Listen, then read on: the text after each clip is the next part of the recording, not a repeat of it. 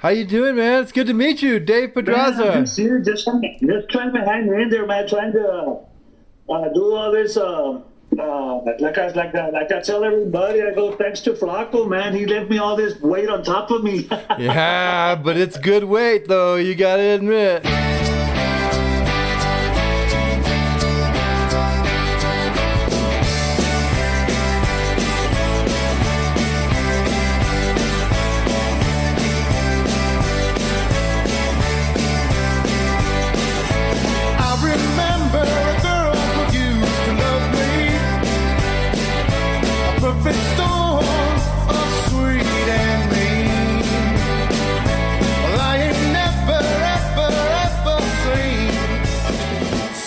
When we sat down, Gil Jimenez didn't just talk about his father, he felt him. And somewhere in the middle of my own story, I felt him too. Flaco Jimenez was the pillar of DB Media, the reason this show exists, and as I told Gil, and my voice cracked, and his did too, from the Jimenez Dynasty stretching back 4 generations to the night Flaco and Steve Jordan battled in a Highway 90 hotel room, to the vault songs his father left him. This is legacy. This is lineage. This is Green Chili Chisme. Let's get it. Cali chick from all the canals, a whiskey swiller. Smoke you out. I ain't never, ever seen such a girl like that. Yeah, I miss old pops, man. I really do. But I'm still trying to adjust myself and work with myself as far as my emotions and everything, because it's he was my rock and he is my rock. You know what I mean? Yeah. And me being without him, it's tough. It's tough, but I'm hanging in there. I'm hanging in there. Well, thank God, man. I wish I was there. I wish I could have gone to the funeral, but I'm here in Albuquerque, and just we're just barely making it right now, so I couldn't as much as I wanted to. And I've known your dad since 2012. No, excuse me, 2008. Excuse me. I met him through Michael Guerra. Oh, Michael Guerra, sir. Yeah. Yeah, Michael and I started my company, DB Media. He was my co-founder. He's gone now, and he moved away. He's in LA, back in LA now. So it's just my company now. Okay. But we founded it together, and we ran it for 18 years, before he left. Oh, cool. And cool. So that's how I'm affiliated with all these people that I'm interviewing, and on the music side, because I do film. I've done personally like 8 films, and I've written 2 novels that are published, and a song that was on Michael's first record. We took it to like 23 on the Roots Report. So I'm a writer, and this podcast happened, and let me just kind of backtrack. Welcome again to Green Chili Chisme, Gil Jimenez. I've met your brother Leonard back in the early 2000s when Michael was in the Tornadoes. Leonard was around a lot, but I've never met you, and I was like, wait a minute, who the hell is Gil Jimenez? What's going on here? So when I started finding out about you, I was like, well, yeah, we got to bring him on the show. So let me tell you the origin story of this, because it relates directly to your father. I do a night job, I clean an office building at night, and that's my get away from the here and get into the community for 4 hours a night. That's pretty much all I do, other than my company. Sure. And the name hit me first, brother. Green Chili Chisme. I'm like, whoa, I don't know what that is, but let me write it down because I'll forget it. Marihuano, I'll forget that shit, dude. 2 weeks later, Flaco passed, dude. Yeah. and I'm trying not to get emotional. Of course, I don't want you to get emotional. I mean, you know what I'm saying. And it hit me. That's what this is. This is a legacy podcast. I should have interviewed him, dude. I should have fucking interviewed him way before. And all that, since 2012, I've had all that opportunity, my brother. You know what I'm saying? And I didn't. And he was so good to us, bro. He was so good to us. Our first event as DB Media Entertainment was the San Antonio Tardeada Music Festival. I don't know if you remember that, but it was in 2008. Excuse me. Yeah, 2008. And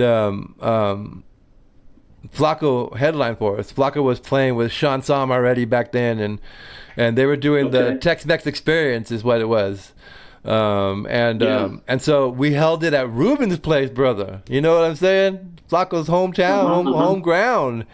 And and that's how iconic that is already. That's gone, and that place, but it lived freaking music, man, that place.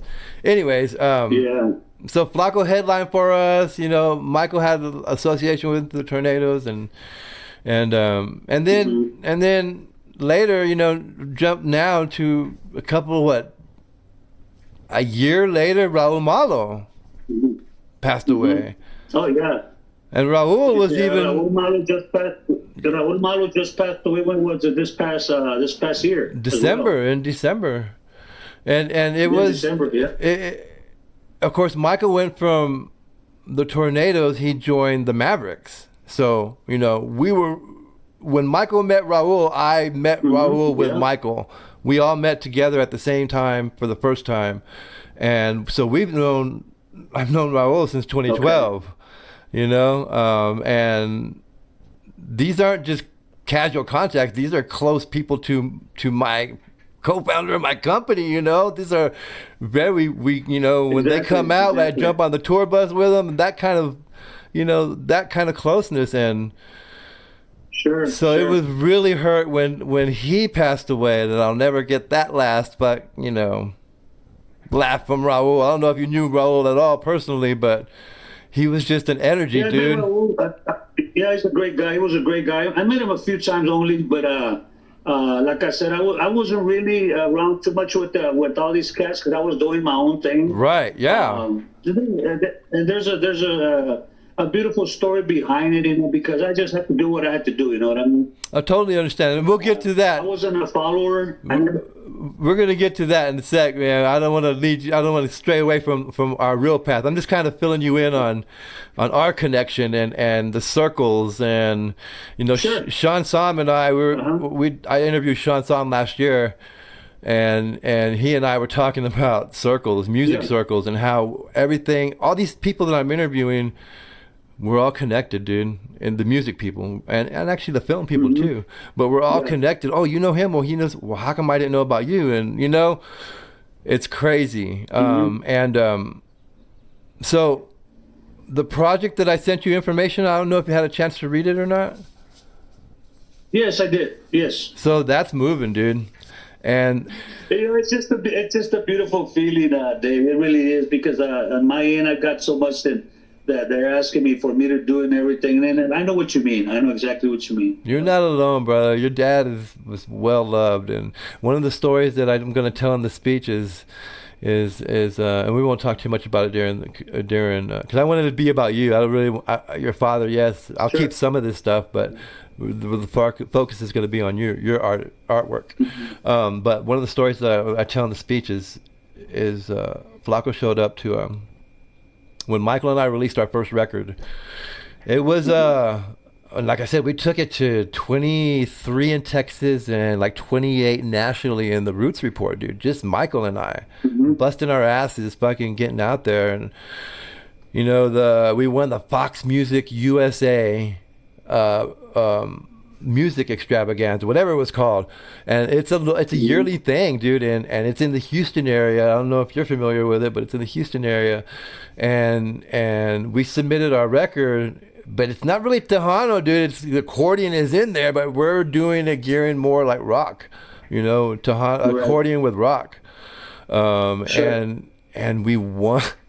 They put us in the Tejano category, dude, and we won. Oh, And we won, bro, and they were pissed. They were really mad, dude. So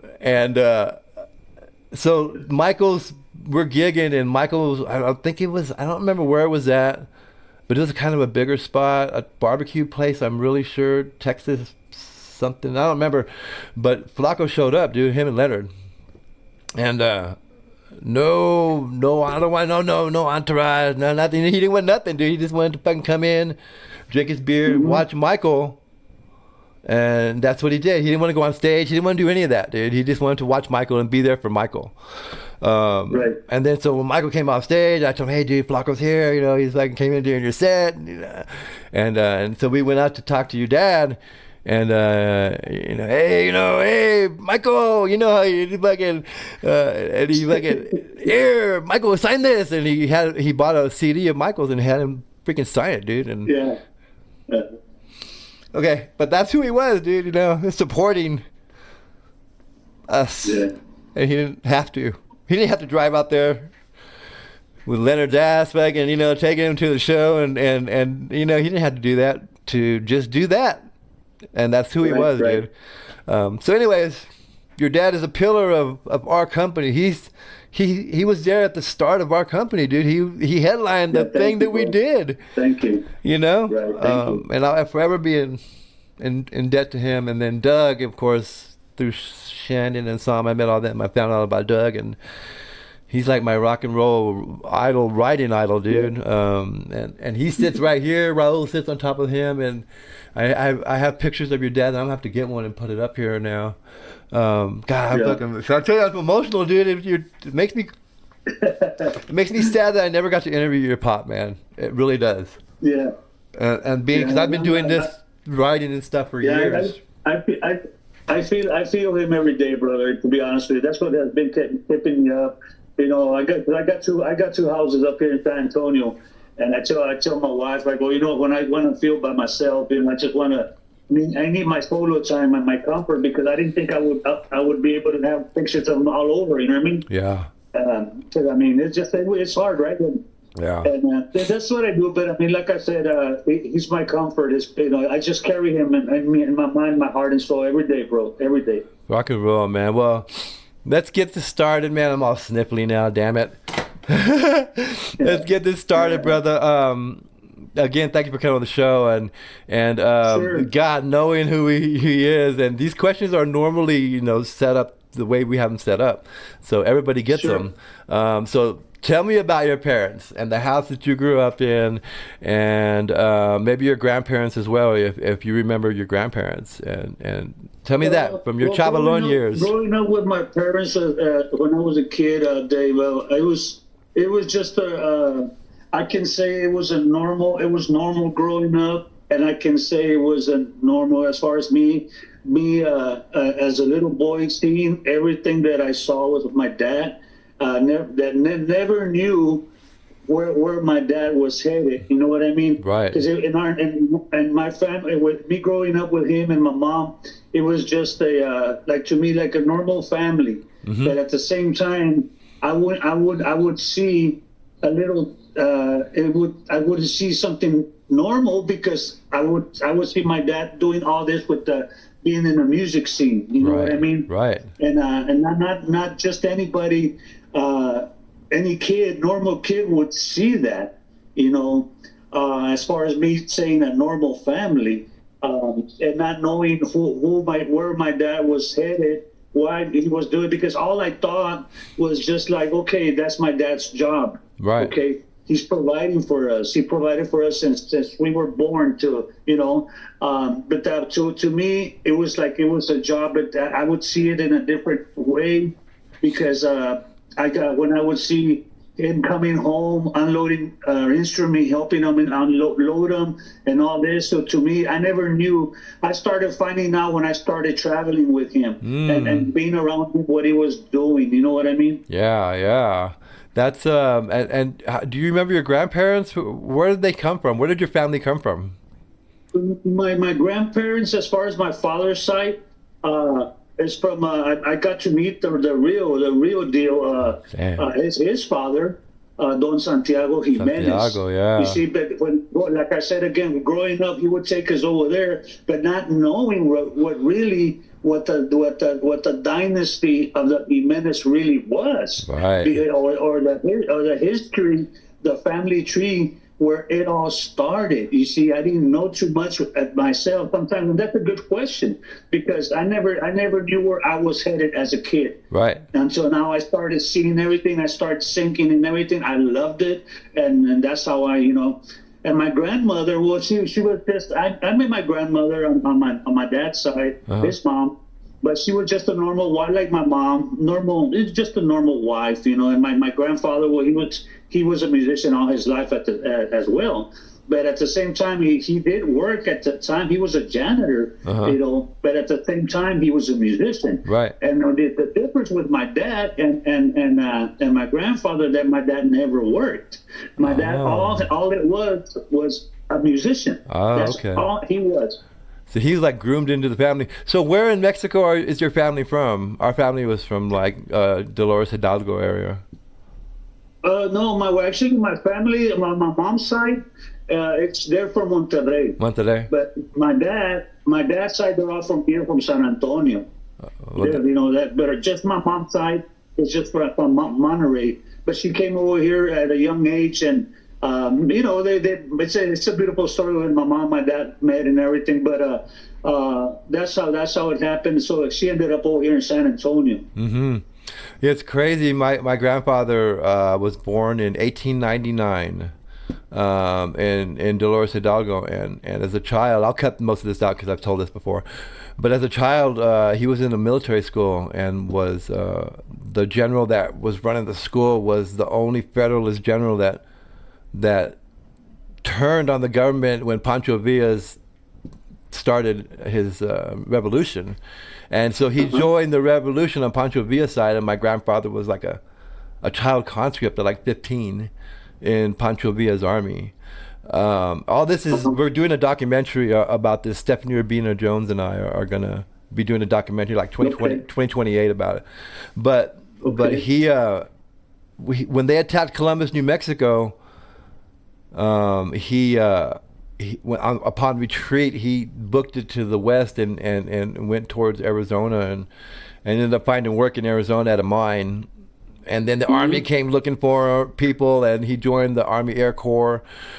Long story short, dude, he ended up, guy who didn't speak English at 15 was already been through like 4 battles in the Revolution, and then comes here, joins the Air Corps, went through World War I, World War II, and retired in the 70s as a master sergeant in the Air Force, dude. But he didn't know that so it's my 9th great grandfather, 7th. His 7th great grandfather was Diego Pedraza, who was the first surgeon of the New World. He came across with Hernan Cortez when there was nobody here. And then him and Hernan built the first hospital in the New World, the Hospital of Jesus, and it's still active and running in Mexico City right now. Wow. And so, yeah, I've done my genealogy for like 20 years and stuff. And so, on my mom's side is the founders of San Antonio were Canary Islanders, and that's where my family is from, the Canary Islanders, and they were one of the 16 families. Juan Leal Garaz was the 2nd mayor of San Antonio, and that's my ancestor as well on my mom's side. And so they owned a big spread, cattle spread. And so when the American Revolution came, they were Spaniards, but they aided the Americans in the American Revolution, and are now part of the Daughters of the Republic of Texas Revolution, American Revolution. Anyway, so in both sides, dude, so your family history, man, you probably have with Santiago. My gosh, what about his dad? What about your great grandfather? Yeah. Do you know about him? Santiago, my uncle. Your great grandfather, it would be your great grandfather. My great grandfather. Okay, my great grandfather was Patricio. That's when I started checking into, as growing up, right? I was always curious, Dave. I mean, and it's funny about that question, because sometimes I would ask myself, like where I'm seeing this, something that I never thought I would see. Okay. But there was something still behind all of this. Okay, my grandfather Santiago Jimenez Sr. was a pioneer, legend pioneer. Yeah. Right. Then who was my great grandfather? It was a musician as well. So and he was. I found out. Oh my gosh! It's in the history books, and it comes out. He comes out in the internet, and that's Patricio Jimenez. Wow. So that's when I said, yeah. And then I mean, I was like, okay. Who am I then? Yeah. like my dad was. That's all I saw. That's all I saw. Because if you don't know where you're from, you don't know where you're going, brother. That's the bottom line. Yeah. And so, Patricio, did you go further? I never thought I would end up being an artist myself. Yeah. Or that the music was already instilled in my heart. Like a lot of people tell me that it ran in the blood already. You know what I mean? Yeah. And it just all of a sudden I just loved it. I just loved what I saw, what I was seeing with my dad. And how people would treat him and what he would do, go up on stage. Sometimes I would visualize myself on stage as a kid. I would jump on the bed like if I were thinking it's a big stage, and put the music on. And, that's how I would visualize like me in stage. And now I see myself and I'm like, whoa, like really? It's crazy. It's crazy, dude. When I was in the military, right out of high school, and out of the military, came a lot of stuff from my first two novels, but when I got out, I went to school at UTSA, and again, it's something to do with writing. I saw the sports page, and it was like a huge picture of a volleyball scene, and then a little tiny write up, with one lost, whatever it was, and I was like, I can do freaking better than this. So I walked into the freaking newspaper and said, I want to write sports for you guys, and a month later, I had my own column and freaking 2 reporters under me. You know what I'm saying? So it's something that's always been there, and it's just started coming out. So in the military in the 80s, when I left Germany the first time and went to Fort Bend Harrison, they had a rec room that had a sound room with a drum set. And I always fancied myself an air drummer. So I was like, you know what? I got my little cassette player and a Bad Company CD, because the drums weren't too hard to my ear. I thought, oh, maybe I can do this. Yeah. And that's how I learned to play drums, dude. You know what I'm saying? Okay. Taught myself how to play drums. Fast forward, 20 years later when Michael and I meet, so Michael doesn't know how to write songs, but he can compose. Mm-hmm. I know how to write songs, and I don't know how to compose because I only know how to play drums. I don't play guitar. Sure. And so when Michael got good enough to where he could compose, I was like, oh shit, well I have to step up my game. And then I learned how to play guitar. And now I've been playing guitar for like 6 years. And brother, the man, it's all the songs. I'm a metalhead, dude. I'm a metalhead, but I write Americana and country, dude. I don't understand it. I don't get it. But Doug is my spiritual country writer, and you're just versatile. You're just a versatile artist. That's what my dad always told me. That's versatility is what you want to be. Just not one genre. My dad always told me, you always have to create. Because I started when I took off on my own, I was maybe about 15 years old. Mm-hmm. But I was already playing drums when I was about between 7 and 12 and 13. But I was a self-taught musician myself. Yeah. Okay. I was already playing drums with my dad's friends on here in the old Highway 90 West, here in the West Side, man. Okay. You know, but I just had to do it. You know what I mean? Jump in. And that's the instrument that I learned at first. I was singing since I was about 7 years old already in elementary. You know, they had me singing in classrooms and stuff when kids would behave good and everything. Right. You know what I mean? And that was their special deal for the kids. You know what I mean? So yeah, but I mean, as far as like you're a guitar player, I mean, I learned just the basics. I can't say I'm really, but you put me in back of a drum set, but that's the instrument that I learned. It doesn't matter, you know. I kind of fancy myself a rhythm guitar, and I think because I play drums, and a lot of the rhythm guitar goes with the drums, you know. So, Sure. But now, you know, I can play, like I said, a metalhead, and I'm going back and just like in the last 2 years, maybe, I'm really branching out and doing stuff like I can play Michael Schenker, I can play Judas Priest, I can play Iron Maiden. Right now. I can get on a guitar and play that shit right now. But I can also play Jim Croce and Chicago, you know, and that's it's when I play those songs, man. And I was talking to Skunk Manhattan about this. I don't know if you know who Skunk is, but he's a big rocker in Austin, and I know all the licks, dude. I know the movements because I've been listening to it in my head I've been listening to it for 40 years. I just didn't know the chords, and I didn't know how to play guitar. And now I read the music as I'm playing. Okay, there's a G. Okay, switch to a D. Okay, go to C. Go to E minor. Go F sharp. You know, whatever it is, I know. And it's like I've been playing them for 40 years. Yeah, kind of. You know what I'm saying? Because I know exactly where every and just by now instinct, the ups and the downs and the up picks and the down picks, and it's just I'm learning now, dude, and it's very emotional for me. I'm already emotional, and so sometimes when these songs that I'm playing that have been staples of my life, and I'm like belting them out, I'm like, holy crap, dude, I can do this. Yeah, it's beautiful, Dave. It really is, because I learned a lot myself as far as because I produce myself. I produce as well. I write my own lyrics. I learned a lot about myself throughout going through my going through my venture as far as by myself on music, being in the music, you know. But it's fun, and I love it. Sometimes it's a challenge, but hey, man, it's in us, you know. It's just something that we love to do. You know what I mean? It like skipped a generation, and then my grandpa played clarinet and trumpet, and then I play, and then my nephew plays guitar. Like, whew, he's a shredder. But let me ask you, had mentioned school earlier. So what was school like for you? And did the kids or their parents know who your dad was?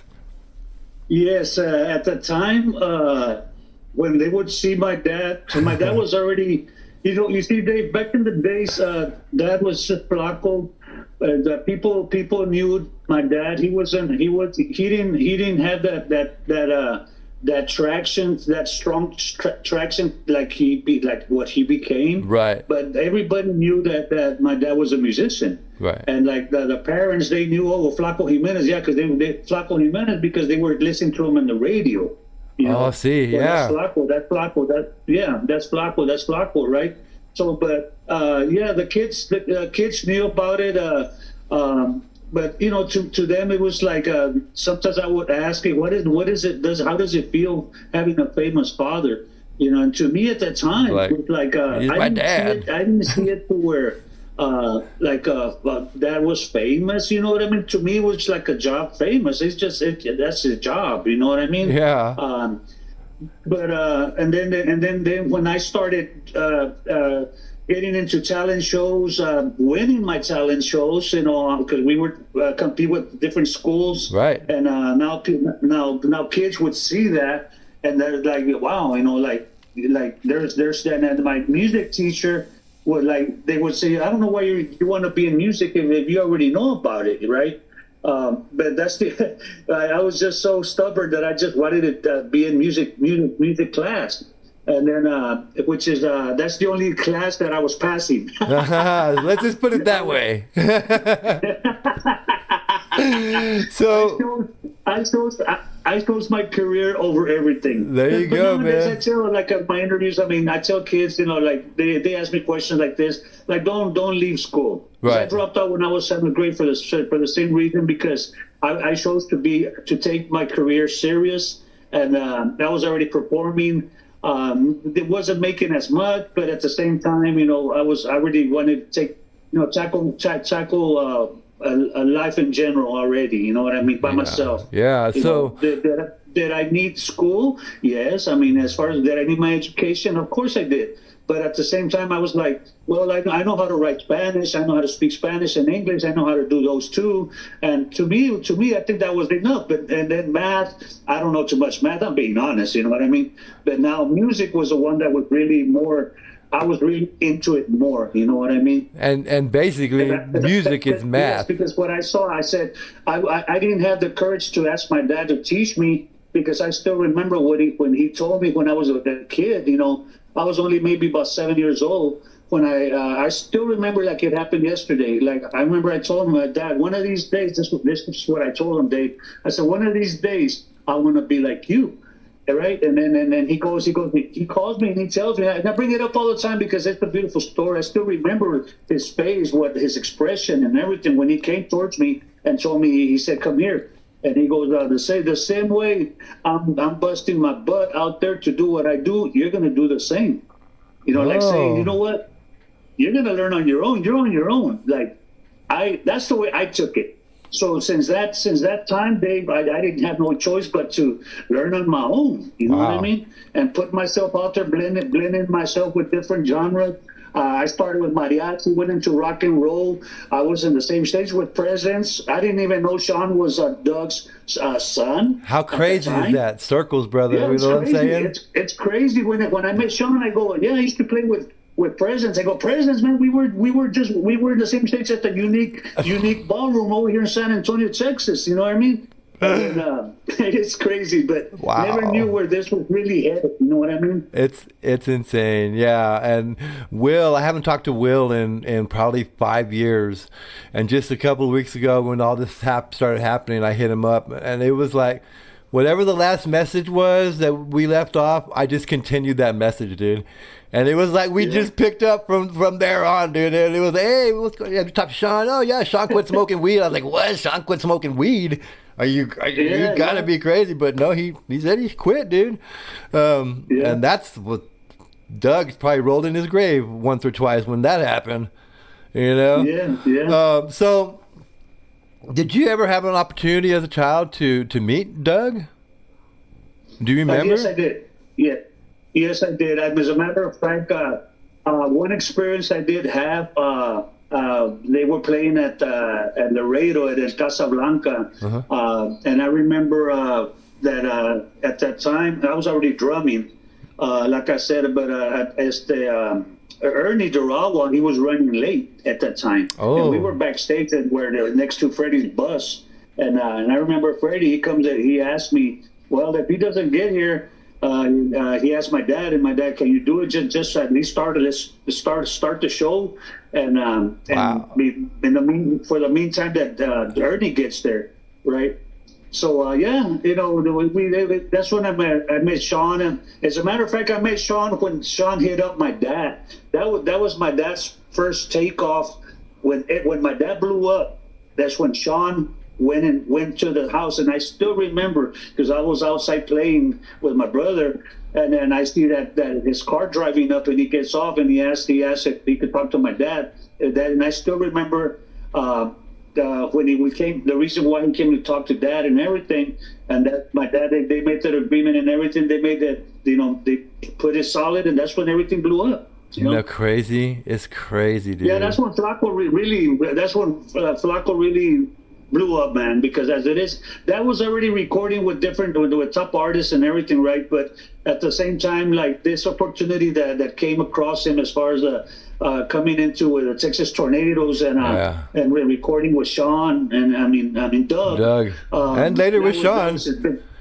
that was his big break. It really was.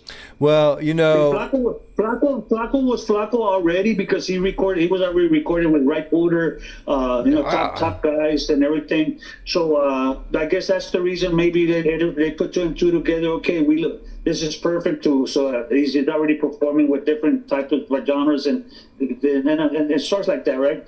So that's when they came, and that Flaco was already Flaco. Well, that Flaco became who global. I could say that when he joined the Tornadoes. it's crazy. Do you know when they appeared on Saturday Night Live, and I think maybe only 2 times at all, if at all, other than the Tornadoes, played the entire show, and not just a segment. They were the only band to do that. Man, How crazy is that, dude? You know? Yeah. And I did a screenplay. I wrote a screenplay that last year was a finalist in the Austin Film Festival. It was a biopic on Doug, and you know, I really didn't go into his personal life. I really stuck to the music part of his life, and I ended at that high, dude, at Saturday Night, or not Saturday Night Live, but David Letterman, Late Night with David Letterman. But yeah, they were the only band, dude, to play the whole David Letterman set, dude. How? That's just little knowledge, what's it called? Stuff that people don't realize, and it's an honor. Right. It's a huge honor. You know, Paul Schaefer. Sure. Hello, Paul Schaefer was like, I don't know if you watch those video clips, go back and watch them, but he was fawning all over them, dude. Like they were really superstars. You know what I mean? Right. And that's Paul Schaefer. You know, so, but I'm sure he knew that, you know, I bring up all the time when I talk about Doug, you know, how he's not in the Hall of Fame, and he had a band. I'm looking at his picture, that's why I was looking that way. He had a band that was Doug Simon Band, and it was, you know, freaking Bob Dylan and Dr. John and Fathead Newman, and, you know, but it was Doug Simon Band. But he's not in the Rock and Roll Hall of Fame. That doesn't make sense. Does it make sense to you? I mean, I don't know. So every film that I've done 8 films, he's in it somehow or another by music. You know, I asked Sean, hey, can I put this in? Yeah, you can put it in. You know, Michael bought his last Cadillac. So the Caddy is in 2 films, I think. And what's crazy about that is we would be going to gigs. You know, Michael and I lived together, and we bought that Cadillac from Sean. That was just sitting there, and it was the last Caddy that Doug drove when he died here in New Mexico. And you know, you're right. He drove up. Now that I recall, it was a Cadillac that when he drove up over there in the house. That black Caddy. That was Doug's car, dude. It was that car it was the Cadillac. Now that it came back right now, I was trying to recall because I still remember him driving up, but I was going to tell you I can't recall what kind of car it was. But right now that you say it, now it came back, and it was a Cadillac. Well, we bought that car, dude. And when Michael had joined the Tornadoes, and they were all close, and we would be going to gigs, dude. We know Michael's playing his own things, and I would always go with him, and we'd be high and roll into the gig, and then freaking Doug would come on the radio in his own car, dude, and it would freak us out, bro. It would freak us out.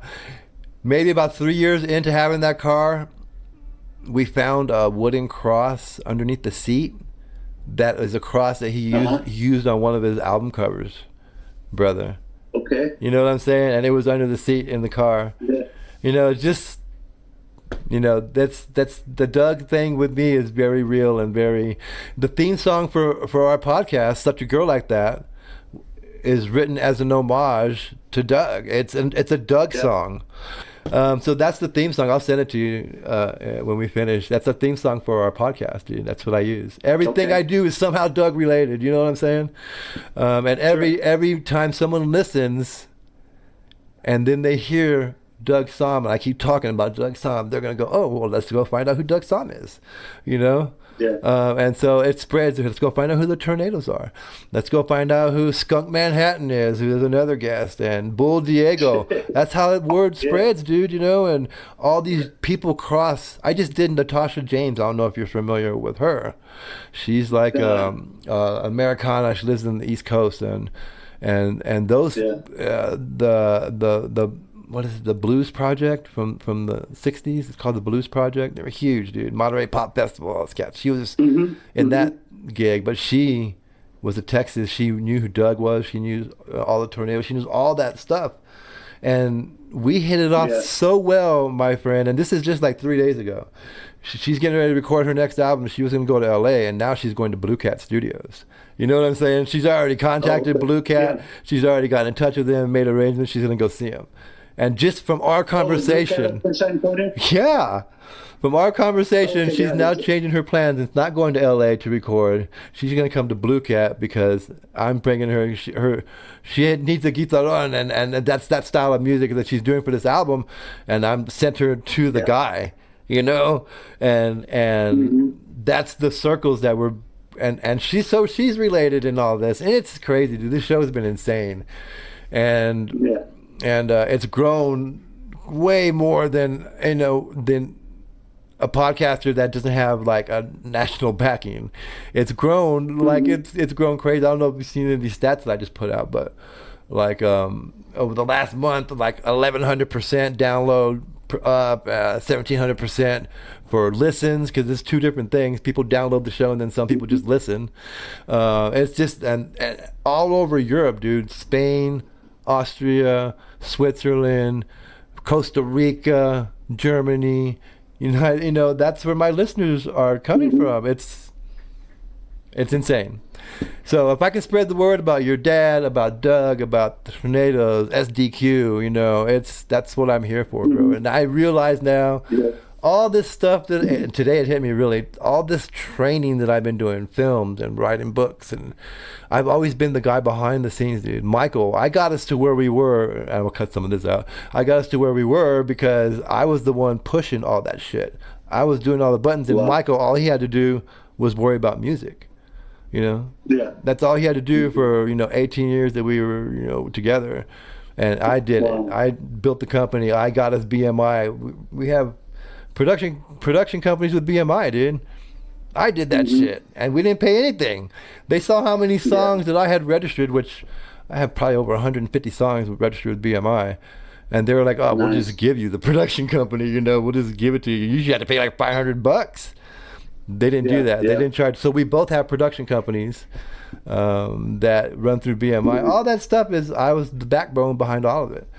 And I was never thought that I could do this on my own until I started this podcast. And like all of my talents and skills have come together to be able to talk to you right now. And the people that I've hung out with, the circles, and how we connect because of the people that we both know. And, how did I not know you? That's the kind of thing. It's,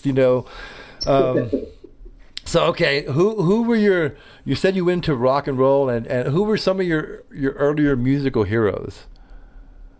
It was on several, actually on genres. You mean you're talking about in genres? Yeah, growing up. How did it go? Yeah, well, I mean, I started, like I said, in a mariachi band when I was in school, in like my early age.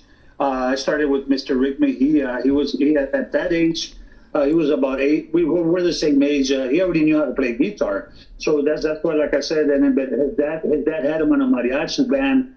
So I ended up joining with them at first, just trying to see where I was at, and so I started singing. And then from there, like I said, I went into rock and roll. Well, who were you listening to? Rock and roll, I loved that old rock and roll, man, like the Scorpions, Queen's Riot, and all that good stuff, and then from there I went into Tejano. And about 30 years ago, it came out everywhere. It says Flaco's son strikes out on his own. Right. But I mean, at that time, that's why I just chose to start that genre because I didn't want people to know that, oh, he's copying his dad, Right. he's following his dad's coattails, because in my mind, like I said earlier, it was already stuck. Like, I have to do this on my own. I have to Right. put my name out there on my own, get known.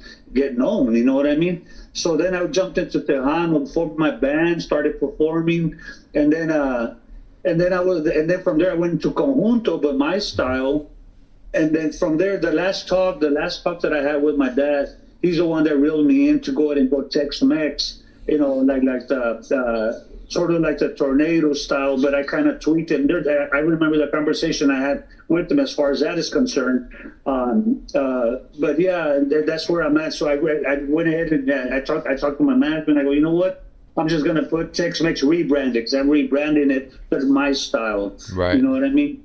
And so I didn't want to, because I remember I told Dad, I go, you know what, Dad, you're right, you know. And he told me, this is his words, he goes, at the same time, son, he goes, you're catering to all music lovers. You're not just catering to certain particular genre, man. You know, blend yourself out, you know, go and like blend yourself out like what he did.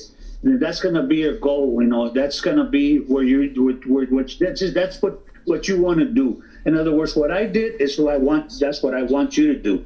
So then again, I said, okay. So I did a project, and it's been working real good. And I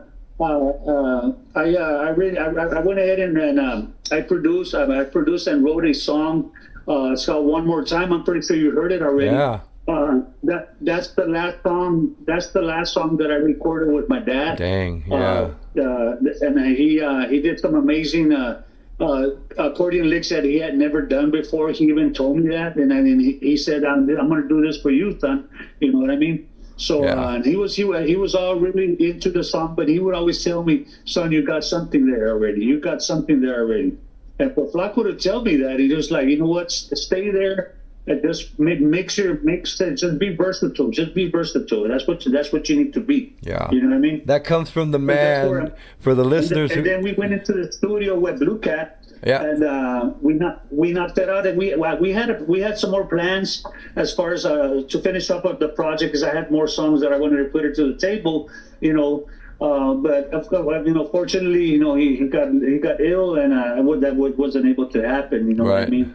And it hits me still to this day, because I still remember his plans, what the words he used to tell me, and you know, like, son, I'm gonna be right by your side, whatever you need, I'm gonna help you, and you know, and it just didn't happen. It just that was the last tune, like I said. Well, he's still there, brother. He's helping you right now, up in your head, brother. I guarantee it. And the guy who was telling you to branch out, people who don't know. That's the word that I was looking for. That I needed to branch out, and I'm all into it. You know, I'm all for it. You know what I mean? I was gonna say, the guy who told you. I got my ideas as far as the style, whatnot. Great ideas. It's just they're already put together, just to put myself out there and work with the proper elements that really know what I'm looking for. You know what I mean? I was going to say, the guy who gave you that advice is a guy who from South Texas who played accordion and for the Rolling Stones. Look it up, people. Yes. Look it up. So for the people in Switzerland and Austria and that don't really know the difference, what's the difference between conjunto and tejano? Conjunto music, actually, it's got the oompa sound that the German influence. Tejano doesn't have. You know, it's got that German sound. Right. The conjunto's got that German sound. That in reality, that's where it came from. Right. You know what I mean? And then it branched out to all over all that area and everything. But Tejano is just the difference with Tejano is because there's more elements to the music, which is keyboards, saxophone. You know, there's more into it. You know, but that's a totally different thing right there. You know what I mean? Okay, so now go from Tejano. Different sound. Go from Tejano to Tex-Mex. The what? Go from Tejano to Tex-Mex now. What's that difference? Well, the Tex-Mex is because Tex-Mex, you're mixing English with Spanish. As far as again how the elements play, the sound that they're giving out, they're putting out, and you could listen to it as a musician yourself. Right. You can listen, like you'll hear the bajo with mixed with the guitar. I love that sound. That's just a full sound. Yeah. Okay. That right there with accordion and drums and bass, you got it there, man. You know. Yeah. Now I got some other ideas as well that I want to, as far as put another element, but on certain songs that I want to do, mix it put like a steel guitar, but on a certain deal. So to me, it's like I've been creative, like my dad did.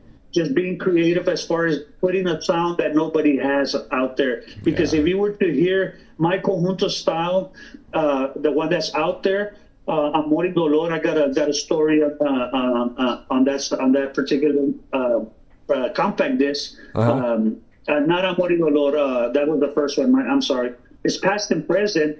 You can hear the style of that conjunto, but I did it my way. Right. Okay. And you put another conjunto with me, you could hear the difference. Like Flaco, you could hear the difference. It's Flaco, you know, on the way he plays and how the way he sounds. Yeah. You know, you could take them out real quick. You know what I mean? And that's basically what I did. But now Tex-Mex, because I'm mixing English with Spanish and the whole works, in other words. Yeah, that's crazy. Yeah, Flaco's definitely a unique sound. His sound is so unique. And Michael just... like what the Tornadoes did. Yeah, yeah, Michael ingested... That's what they did. But if you hear One More Time, what I did with One More Time, and when I presented it to my dad, I wanted, since I loved rock and roll back in the days. Yeah. I said, you know what? I'm gonna try something. So I went ahead and put that screaming guitar sound, that rock, heavy rock kind of style. And when it has that, it has bajo, and then I just loved the way what I did. And then my dad heard it. He loved it, man. He just, man, that's different right there. That's what it is. Something that sets you apart from everybody else. And when Michael grew up in California and playing, like all you musicals, man, as a kid, you know, his dad stuck a bass in his hand and said, "Here, play these notes," because they didn't have a bass player. So he was like, "Here, play these notes." And so before you knew it, he was playing drums, and then he was playing accordion. But Flaco was one of his main influences. And he's told this story before that as soon as he graduated, he came to Texas to play with Flaco, dude. Literally, that's why he came to Texas, to play with Flaco. I remember Michael when he barely got here. I met Michael. He was young. You know, you're still young, Michael, if you're listening. Yeah, I remember. He's a great guy, real talented man, just an awesome guy. Awesome guy. Another part of your dad's, when I talk about your dad in the speech that I wrote, was, so Michael's other idol was Steve Jordan. Okay. So Steve Jordan, and that's two totally different styles. Now, I don't know if you knew this happened, but there was a show with both Steve and your dad on stage at the same time. And Michael played drums, or tried to play drums, because he was like in ecstasy watching his two freaking idols play in front of him, dude. Yeah. He couldn't wait to do that gig, but... Imagine a gig like that. How many people know that Steve Jordan and Flaco played together on the stage, and then, you know, Michael was the drummer. I don't even know who the bass player was, but that's man. I got a story when my dad talking about it. Maybe it could have been that day. But after the show, I remember Steve always wanted to compete with my dad, man. You know, he always wanted to, you know. And then I remember Steve.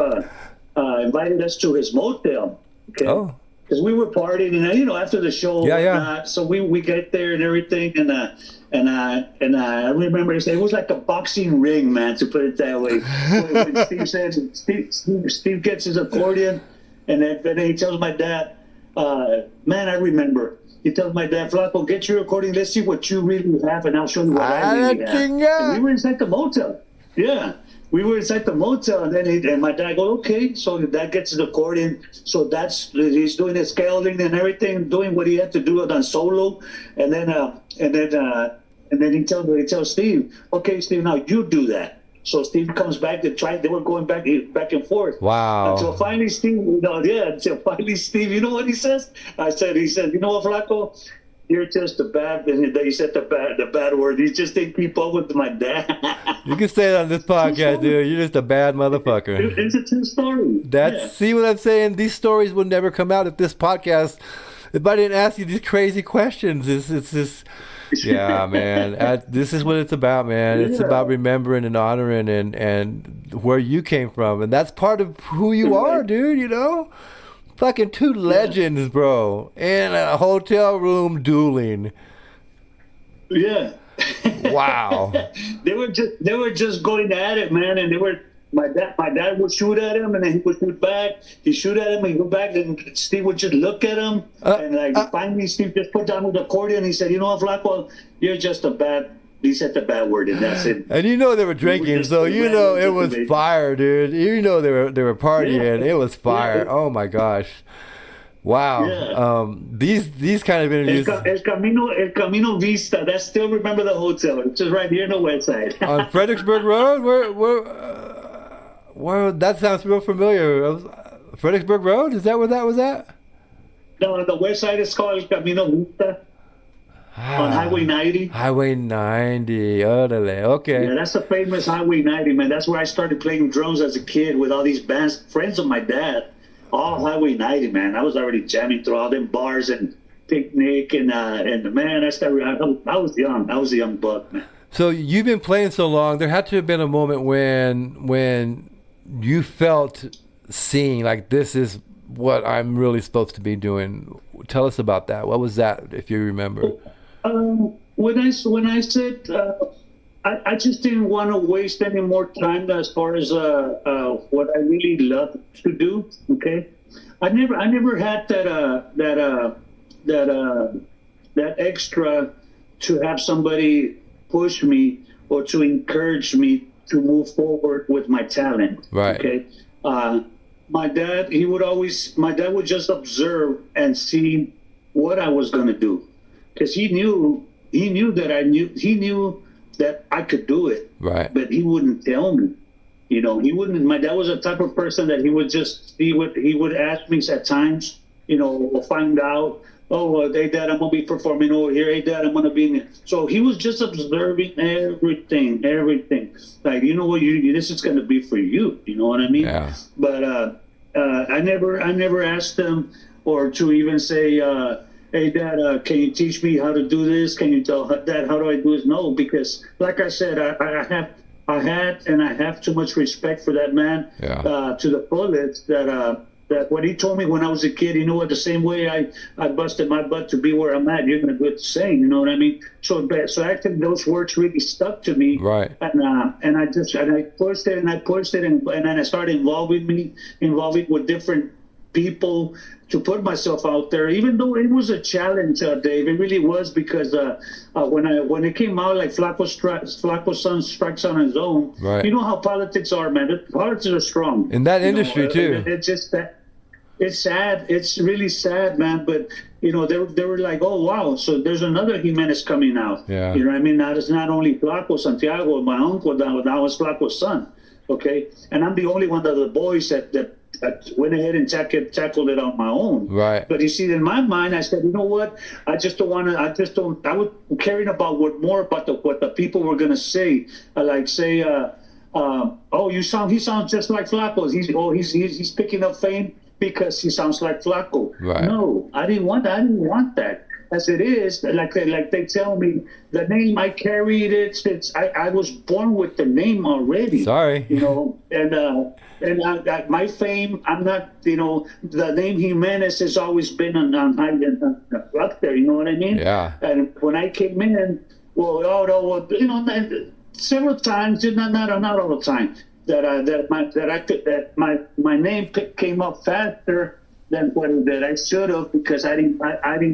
And it's because of the name. Of course. You know, it's because of the name. They like I could name several artists like Bobby Pulido. You know, that's Roberto Pulido. Yeah, he carried his name went up. You know, and there's many artists that their dads are legends, that carry the name, that's easier for them to get known and ears will pin up. You know what I mean? Yeah. It's easier, and especially, but the only difference with me is because I didn't want to sound like my dad. Right. You know what I mean? I wanted to do my own thing. Right. You know, my own deal. And that's what I did. And that's a big thing with a lot of the sons that I've been interviewing.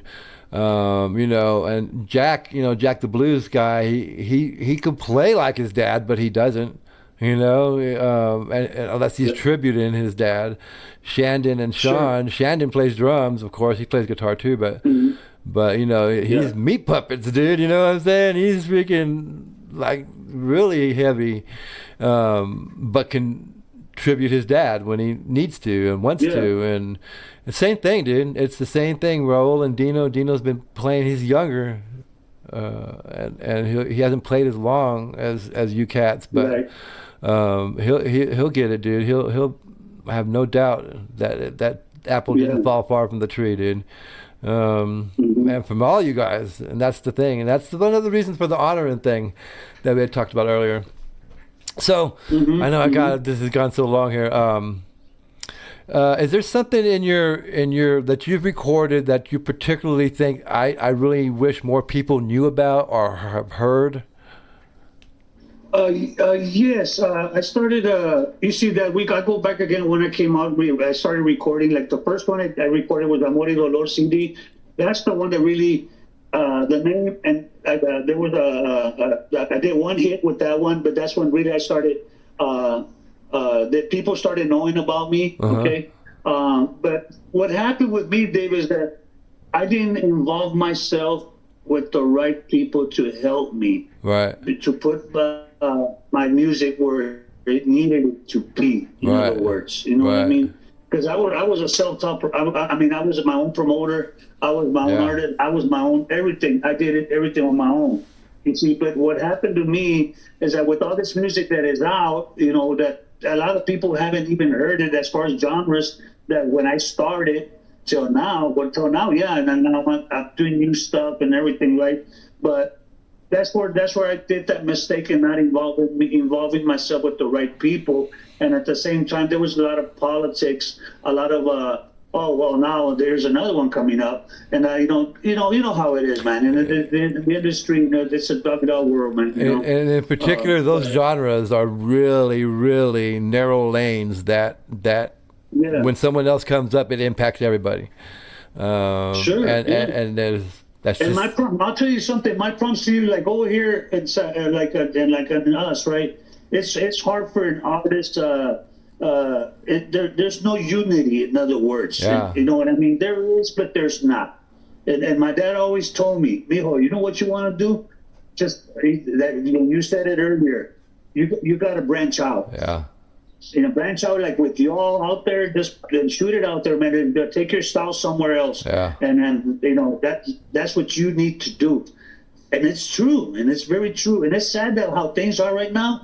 But like I said, I could branch out. I could do whatever I want, because like I said, I'm a versatile artist. Yeah. I'm a Tex-Mex artist. That I could create something a little bit like what I did with the One More Time. I just stepped it up as like the Tornadoes did. But my band is Texas Category 5. There's Texas Tornadoes. Well, guess what? Mine's Texas Cat 5.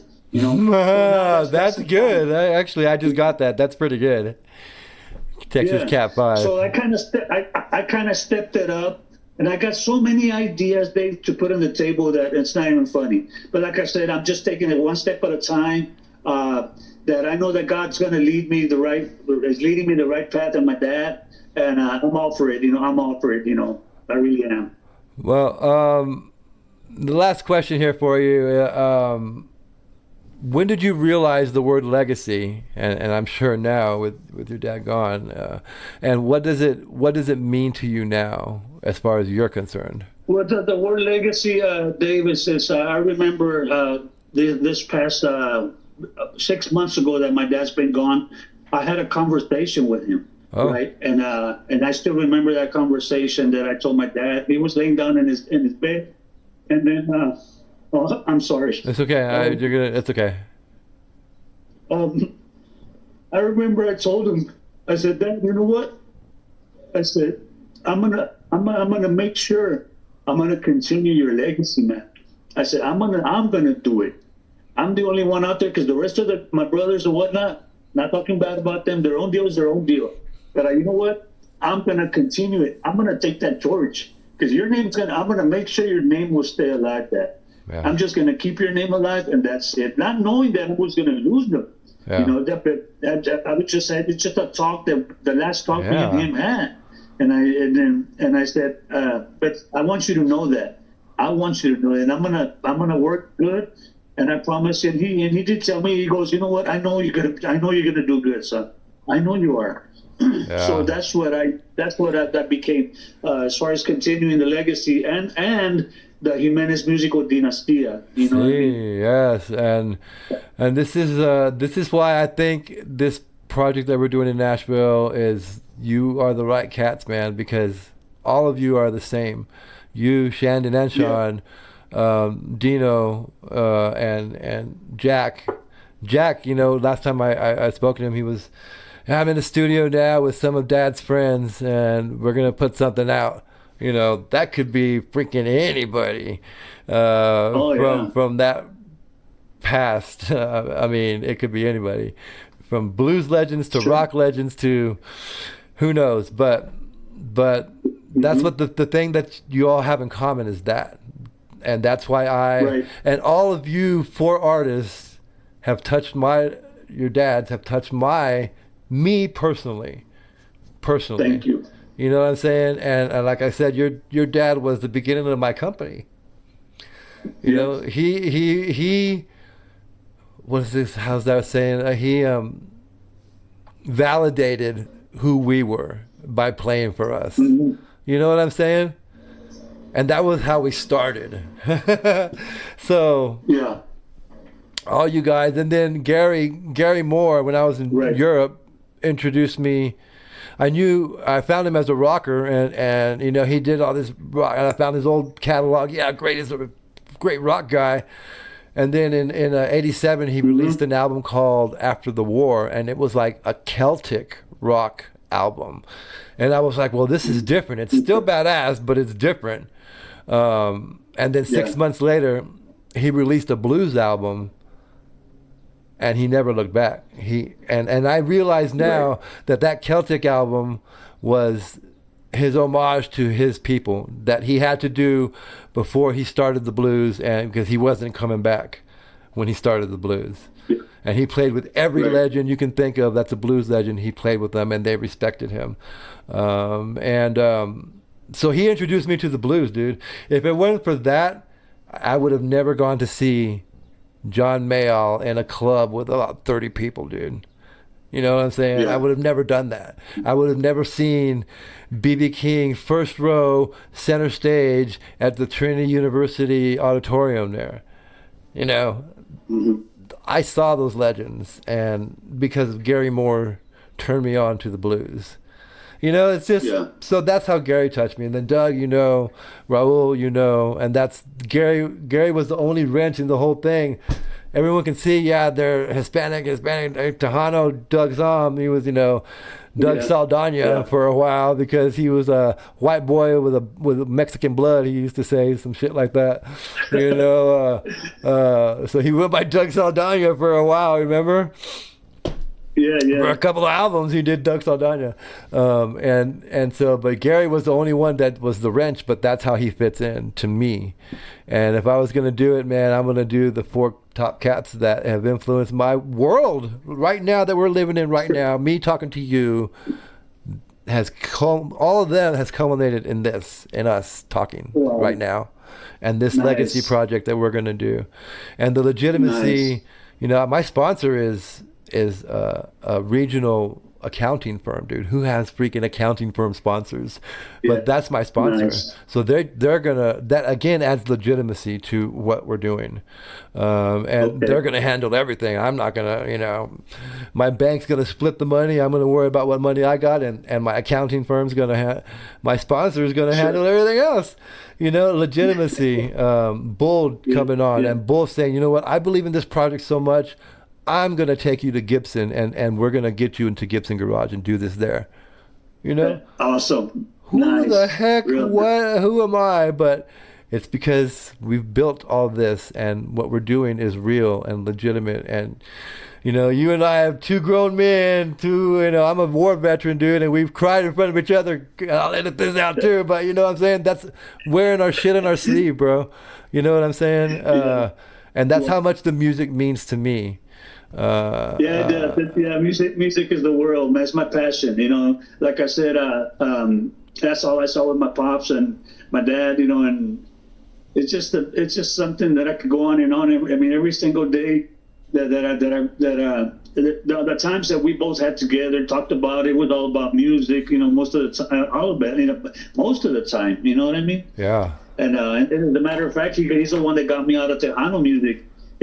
When I recorded that Past and Present CD, and he titled that one, and all those songs that I recorded on that one, they're my grandfather's songs. Wow. And he's the one that shows every single one of them that he wanted me to track, and they're all my grandpiece. You know. Wow.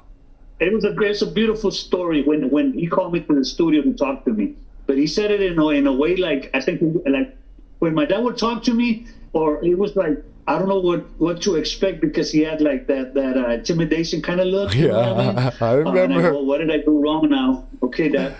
He goes, and then I remember he asked me, he goes, son, I want to know what you're working on. And I was already going to go back in the studio. And then I told him, because I had the whole 12 songs were written by me and everything. This is what I'm ready to go. And he goes, come here, I want to talk to you. So when he called me to the studio. That's when he told me, he goes, you know, that it was like a golden vault that he opened up, and he goes, what you see in there's some good material that I want you to work on. And then in my mind, I never thought that he would ever tell me something like that.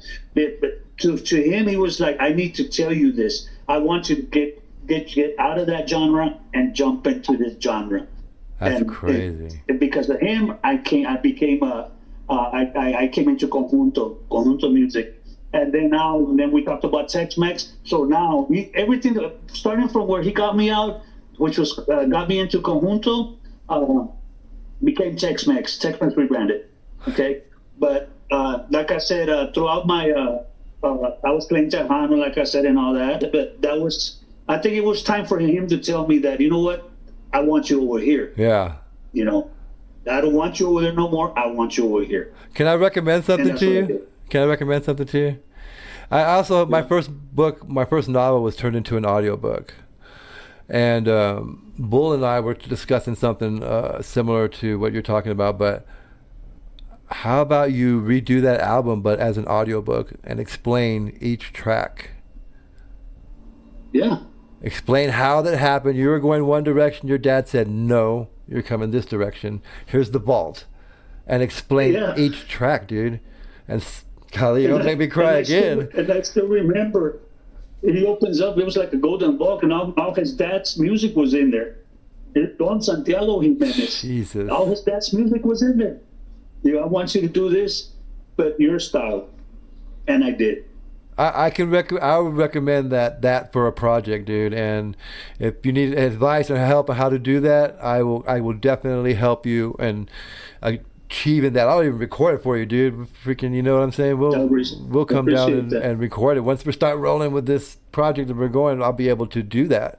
To fly down to San Antonio and take my stuff and we'll record it, dude. And that would be an amazing tribute to your dad.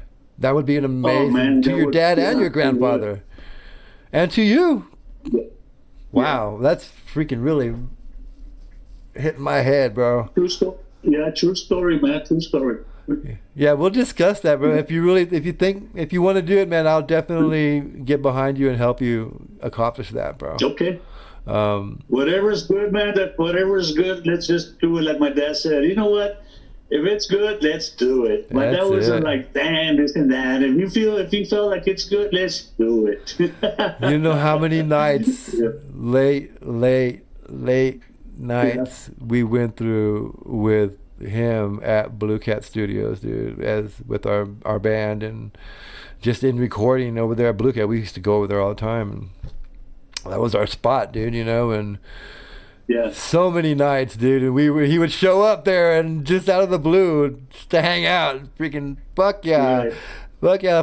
Flaco's here, fuck yeah. Be on the porch. We'd come out and he'd be on the porch drinking beers with some other cat that was out there. And I was like, yeah, that's cool. Yeah. But I want to thank you, brother. I don't want to keep you any longer on your weekend. And Dave, thank you so much, man. It was a pleasure, man. It just seems like you make me feel like I've known you for years, man. Everything you really do, you know. it's So thank you so much, and I'm looking forward to everything that's coming up. All this that's coming up with you, brother. we'll definitely stay informed. And once we get some kind of date from Gibson, you know, once we get to there, and you know, and then I'll give it to you so you can start planning that out. Okay. But thank you again, Gil. I super appreciate it, and I'm glad you know how much your dad meant to just me, this one person, you know. And we're talking millions of people who know him, who knew him, who love him, and I'm just one guy pushing this. So thank you again for coming on, dude. It's my honor to have you on. Thank you so much, Dave. Lots of love for you all, and looking forward to everything because good things are coming up. They're coming, brother. Take care and have a good weekend. Okay, Dave. Thank you. Orale. Bye. Green Chili Chisme is a production of DB Media Entertainment, LLC. If you're digging the story, give us a like or pass us to your friends the way you used to pass the dick. We're on Apple Podcasts, Spotify, Amazon, pretty much anywhere you listen to the pods. Thanks for riding with us, supporting these voices, and keeping the chisme alive. We'll see you next time.